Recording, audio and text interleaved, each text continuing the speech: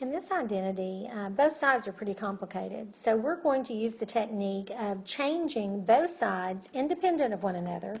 So there's still this imaginary wall between them, but we're going to see if we can get the left side to equal a certain expression and the right side to equal to that same certain expression, and that would then indeed prove that they were congruent. So on the left side, we have sine times tangent squared over secant minus 1. And you might realize that a tangent squared and a secant minus 1 have a little bit in common. We can rewrite that tangent squared using a Pythagorean identity as secant squared of theta minus 1 over the secant of theta minus 1. And secant squared minus 1 is the difference of squares. So that's going to rewrite to be secant of theta plus 1 times secant of theta minus 1 over secant of theta minus 1. And so we have a factor that we can divide out in both the numerator and denominator. So on our left side of our equation now, we now have sine times the secant of theta plus 1. And if we distribute that, we'll have sine times secant plus sine times 1, which would just be sine. And a secant is equal to 1 over a cosine. So we're going to have sine over cosine, which is tangent plus sine.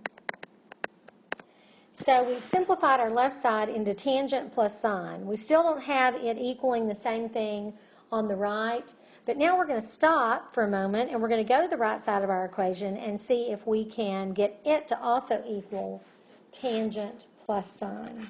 So working on the right side, we have the cosine of theta plus 1 divided by cotangent would be the same thing as multiplying times 1 over cotangent. And 1 over cotangent is tangent.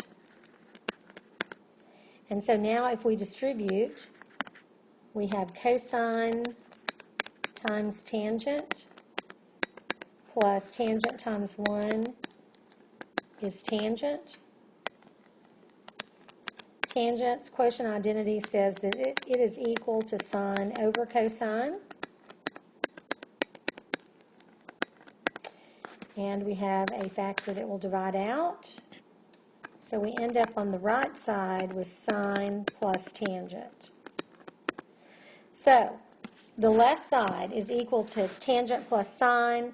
The right side is equal to sine plus tangent, which is commutative, so we could rewrite this as tangent plus sine. So the right side is equal to tangent plus sine. So by substitution, we can say that the left side is equal to the right side since they're both equal to the same thing.